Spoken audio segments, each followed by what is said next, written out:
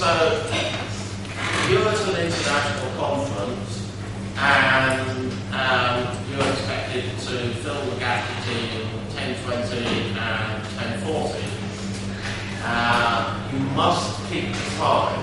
It is disrespectful for later speakers to overrun. And people by 10:40 will be looking forward to their coffee break.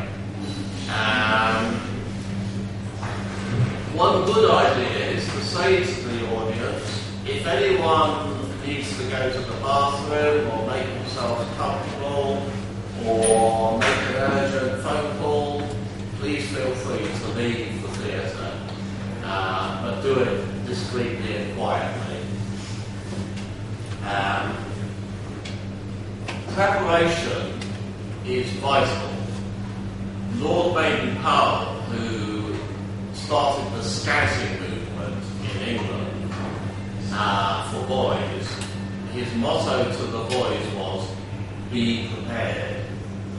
And that is a good motto for life in general, but especially if you're going to be talking to other people. Other people's time is important to them, and you must keep to time in your lecture, be precise and prepared. Now, I have done just about everything that I'm telling you not to do in this lecture. My only preparation is these notes. I did not have a good night's sleep.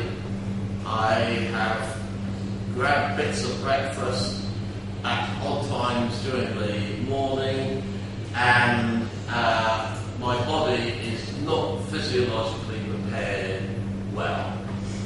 But I'm trying to do my best. I'm going to keep this fairly short, so I would say we'll be finished by 1 o'clock, because we'll have more students grabbing my attention then, and I have an appointment to look at the library at Alexandria at 1:30. So, first thing, make sure you have multiple copies of your talk prepared and keep them in different places. So you have one memory stick in your pocket, another is entrusted to a friend, and if all else fails, keep a backup in your hotel room. Make sure that you know exactly where things are in the conference room. How to operate the light switches, for example. Make sure your presentation is properly loaded onto the computer before you start. Make sure that any service staff are informed that you want the light switched on at such and such a time when you make a signal to them.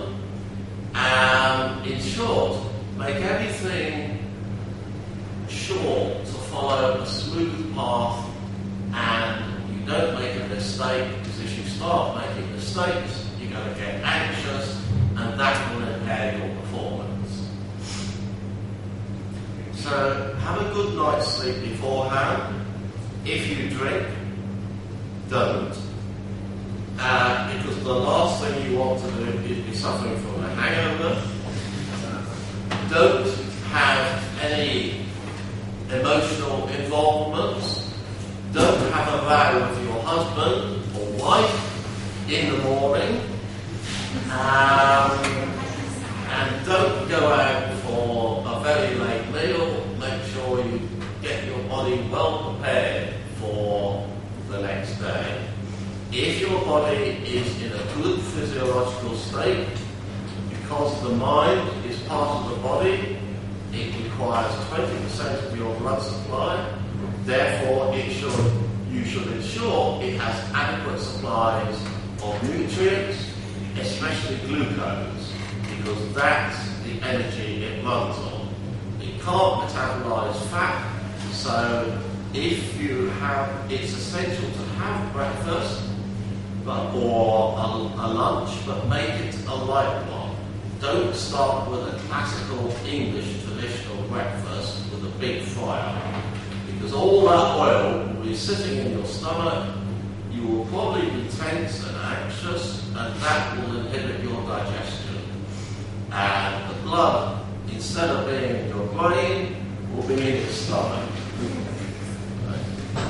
So, if you drink coffee, drink some, but don't overdo it, because coffee, as you probably know, can induce anxiety.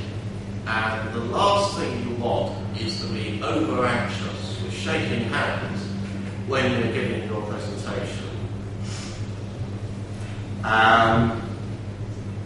If you're religious, then make sure you pray and ask for your God's help.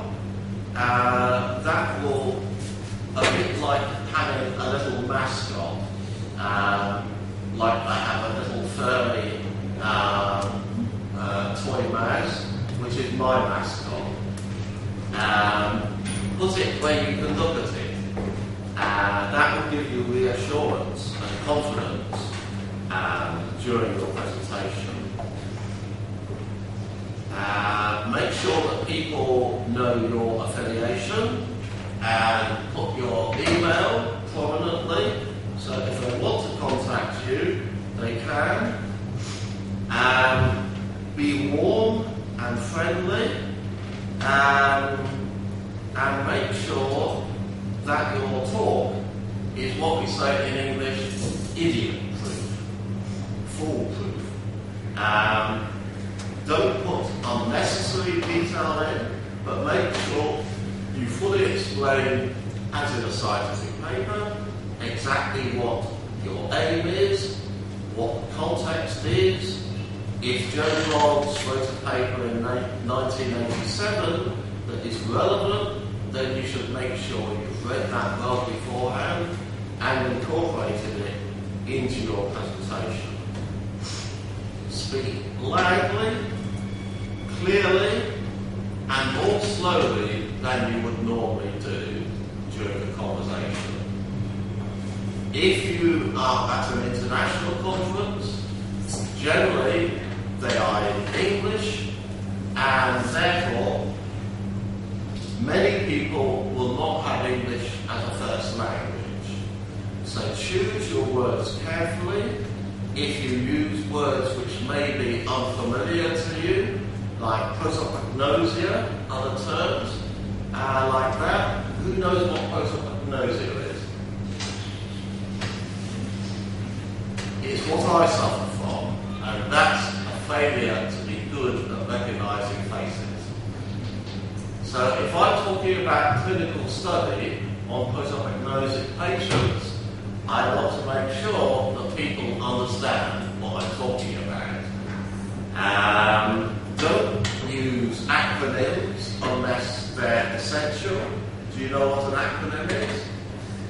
Yes. Right.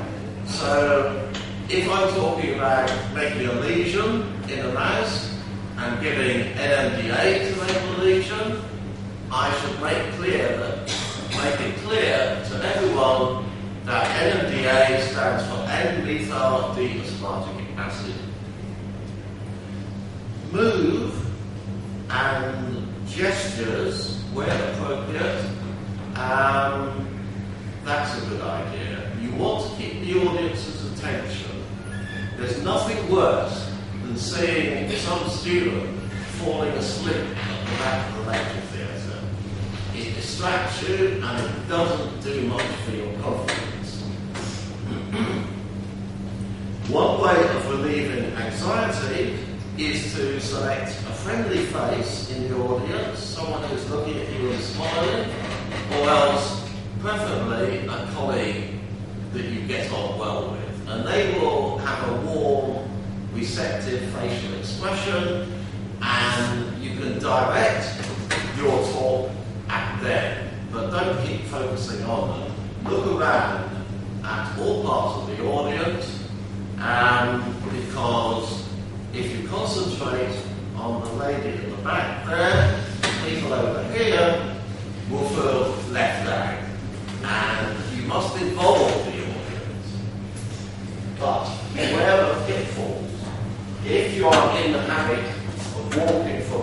side of the lecture theatre to the other.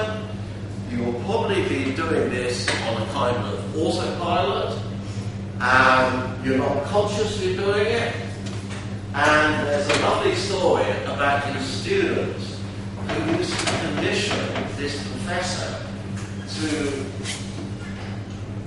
walk to one particular side, because this side of the lecture audience would give him full attention. They'd all be saying, and so he would be conditioned to walk and stay on the side of the lecture theatre that was giving him most feedback. And they could control his movements, which side of the lecture theatre he was on, according to how much attention they gave him. Make sure that you realise the podium has a step on it.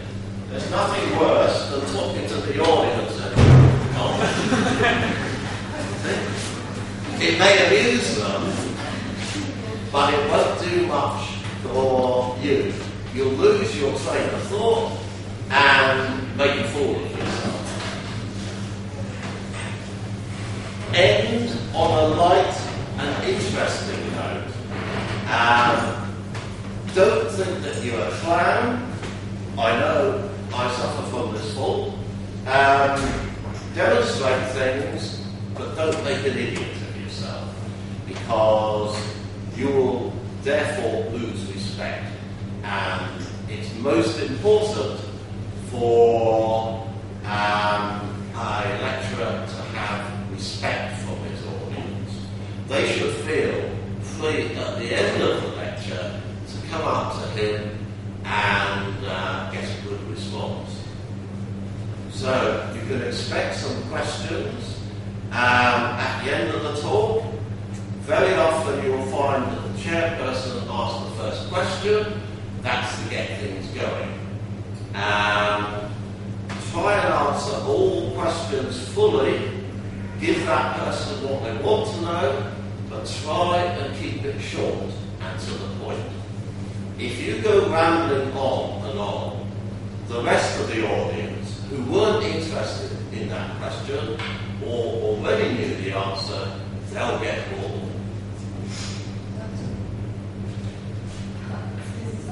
So you will have to speak up. My hearing is 50% gone. My back is somebody asked me this, so what's the present sometimes when you're getting your presentation and talking, it's no student, sometimes somebody comes up, oh, I have a question. You might as well speak. Right, okay, so question. If you feel confident enough, you can say at the start of the lecture, if anyone wants to ask a question at any time, please raise your hand and I'll try and come back to the point and try and answer it. Okay? A lot of people will be too shy to speak from the audience. They will come up to you at the end of the lecture when you're dying to get away and go to the bathroom or have a cup of coffee or check your email or just relax. So it's important to be personally presentable. Make sure you had a nice shower before, the night before. Make sure you don't stink of garlic. Make sure you brush your teeth beforehand. So, however, you may think this person is the greatest person in the world who has written this wonderful scientific paper in Nature, but if he's got bad breath, you won't like him so much.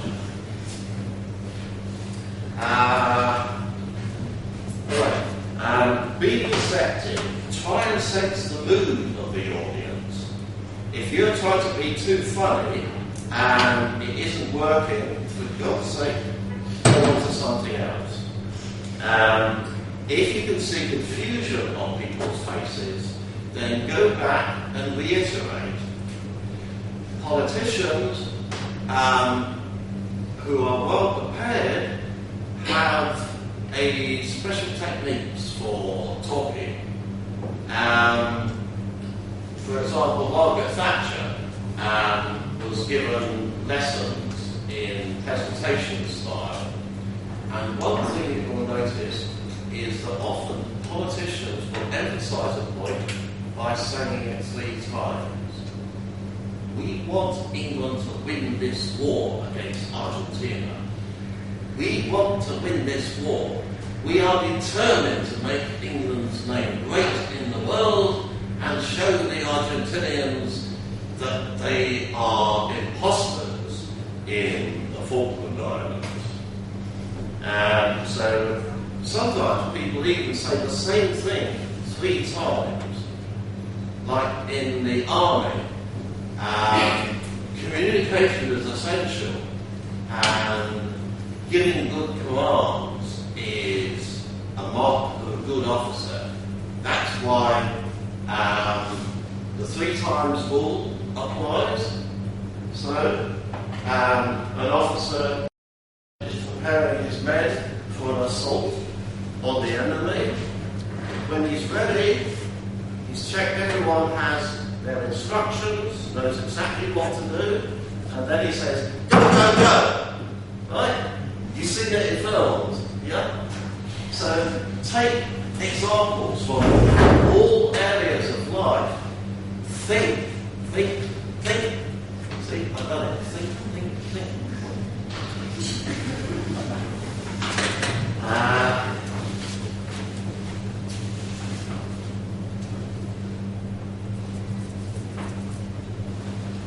And frequent summarising of what you've just said is useful.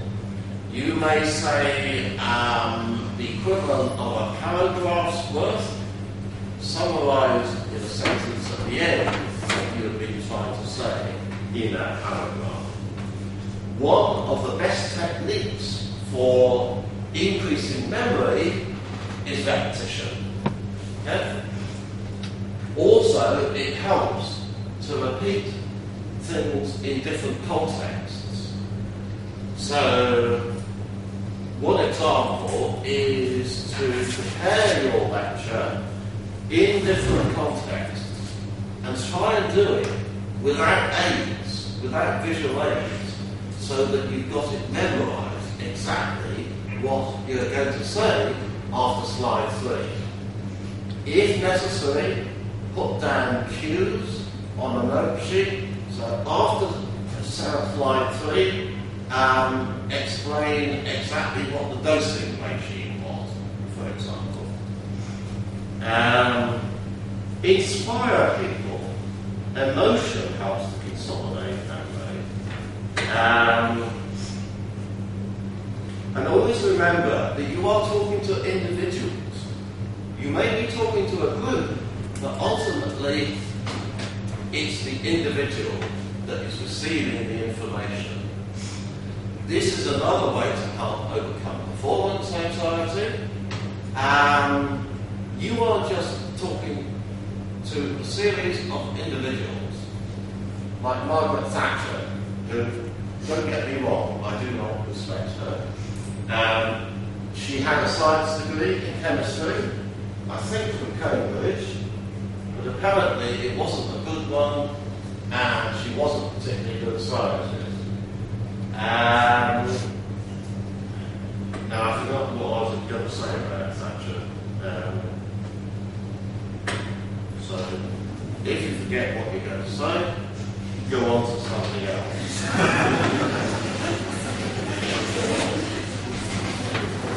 So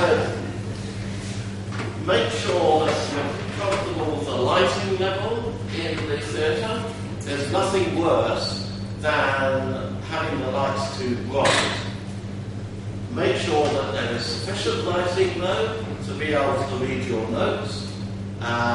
Find the buttons on the computer easily.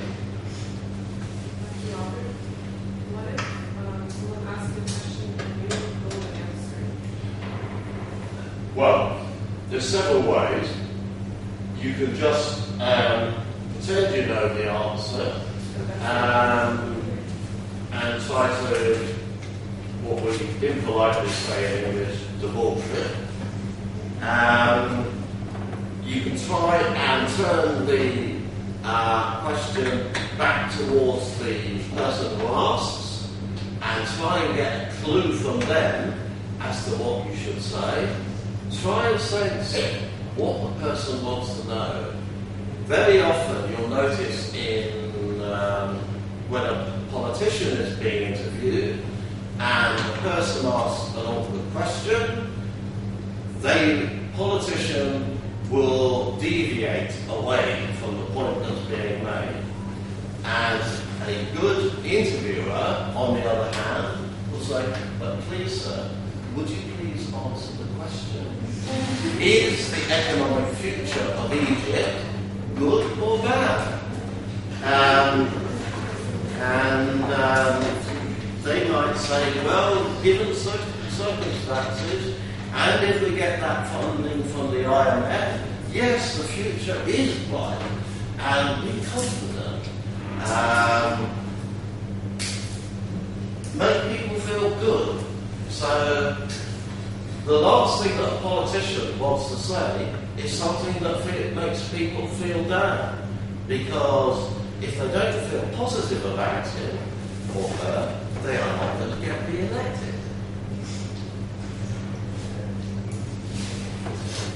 Don't talk continuously.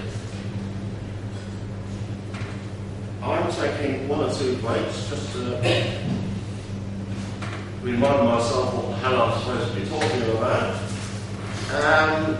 If you give planned, structured breaks in the presentation, pause, let them take in an important point, then people can refresh their mind.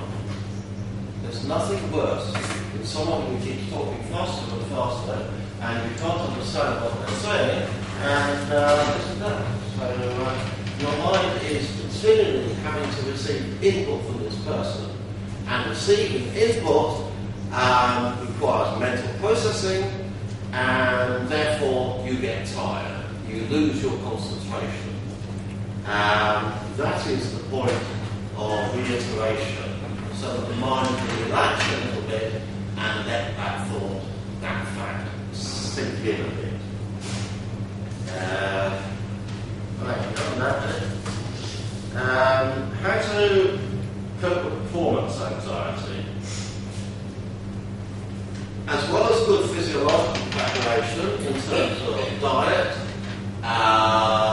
etc., you can also do things like exercise. Now, there was a theory at one time, which had been partially disproved, was that anxiety resulted in feedback from the body, somatic sensations, particularly muscle tension. If you're feeling tense and anxious, you're not going to give a good performance, especially the way they can talk very fast about the mathematical meaning of so-and-so, and no one will understand what you are talking about. So, muscle relaxation is caused pharmacologically, for example, by the benzodiazepine group of drugs, the minor tranquilizers. So one of the reasons why Valium helps you feel less anxious is because it has a direct muscle relaxant effect, not only through reducing anxiety and therefore central nervous system input to the muscles, it also depresses polysynaptic reflexes, which originate from your spinal cord, and you have a more physiological muscle relaxation process going on. Exercise stimulates the brain. It has been shown that the cells at the basal nucleus of minor, at the base of the brain, which send out a fountain of cholinergic neurons to the cortex, stimulating it, those neurons are activated by exercise.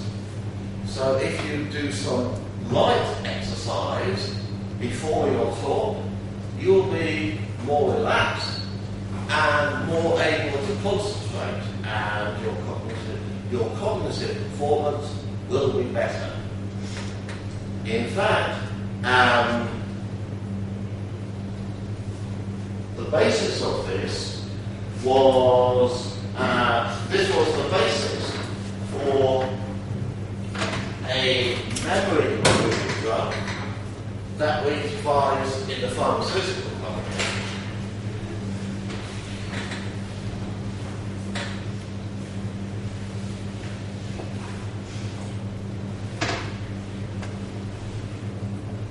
Think what I've just been doing. I told you to make pauses, to let people relax, and therefore more able to concentrate. But I was doing something. So you were watching me, you were relaxing a bit, there was less stimulus input, and now you feel more refreshed and able to take in what I'm just about to say. On the other hand,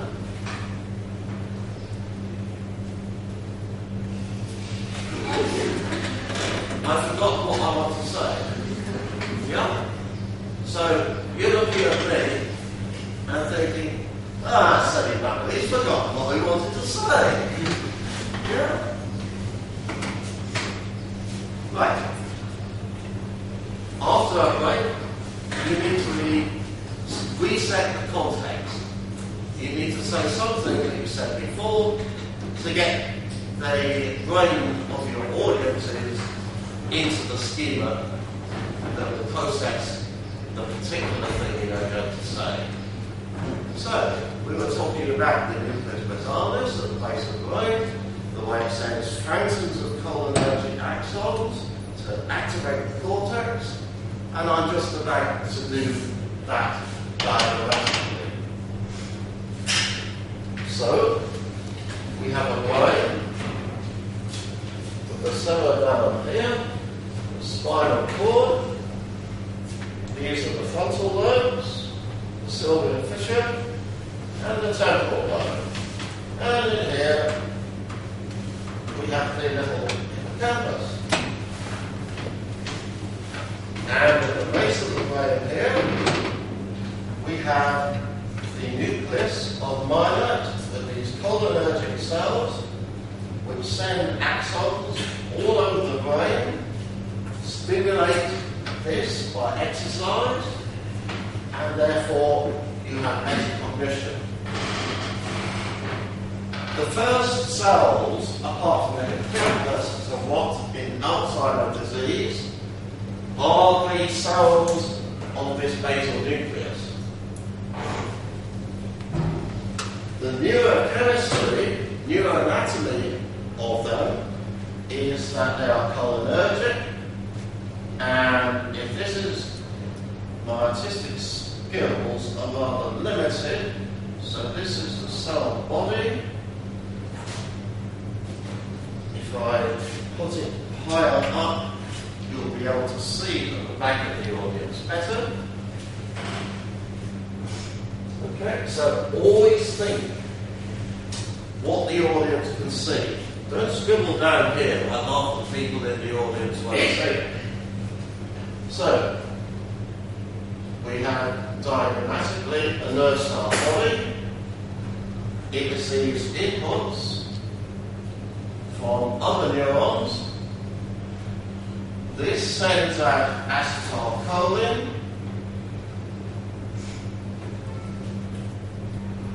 and the neurotransmitter GABA aminobutyric acid, is released from cells which control the activity of these cholinergic cells. So they are receiving stimulatory inputs from exercise. So you have been running about, you're stimulating your basal nucleus and sending acetylcholine to activate your cortex. But at the same time, you have GABAergic inhibition acting on the cell body. So, when these cells rot in Alzheimer's disease, they rot, but the gamma cells, which inhibit them, are still intact. So what you have is a nucleus in the brain which is half rotten away, but it's still being inhibited by this GABAergic input. And we wanted to devise a drug that modulates or decreases GABAergic activity. Valium acts by, I won't go into the details, GABA acts by making the neurons hyperpolarized, inhibited, and therefore less likely to fire. So the cholinergic neurons are less active. If we could take the block off by blocking the GABAergic input to some extent, we might allow these remaining cells to function better. And that is exactly what an anti-Valium drug would do. Instead of these GABAergic cells being more active, they would become less active, and the Alzheimer's patient would have more acetylcholine and therefore function better. Acetylcholine acts by two actions, one of which is a so-called muscarinic action, and the other one is nicotinic, by activating nicotinic receptors, and nicotine is one of the few compounds which actually has been shown to improve cognition. This is why people smoke heavily if they are smokers, if they're concentrating on solving a problem, because it increases cholinergic transmission in your brain. Right, so where was I? Relaxation. Exercise beforehand, and if you're really anxious, tense all your muscles up and then relax. Movement, light movement helps relax the muscles. Don't do heavy exercise, because that will divert blood from your brain into your muscles. Okay? So, don't arrive at the conference theatre having run up 13 flights of stairs. On the other hand, don't take the lift from the ground floor all the way to the 13th floor. Stop off at level 10 and gently walk up the stairs to relax your muscles. If you're standing at the podium, you may want to grip the sides of it tightly. Make sure that the audience doesn't see how tightly you're holding it. And then relax. Think of something nice. Think of your pet. Or just close your eyes a moment before your presentation starts. Not while the audience is concentrating on you when you're being introduced, but if you have a moment or two, just to stand in the place that you intend to give your lecture, so you familiarise yourself with your surroundings. Just close your eyes for a moment, and you are sitting on a quiet bench in a beautiful park. You're feeling soft and relaxed. There's a nice cushion there. And reflect on your first words. There's nothing worse than standing up, looking at the first slide, and forgetting what your first words should be. The audience will maximize its attention on you during the first few sentences. First impressions last. Okay? So make sure you look good and feel good and know exactly what to say during those first few sentences. Practice them again and again. If necessary, write them down. Don't let your mind drift during the presentation. Try and keep focus on it. That's why you should avoid having accidents like tripping up, because that will defocus your mind.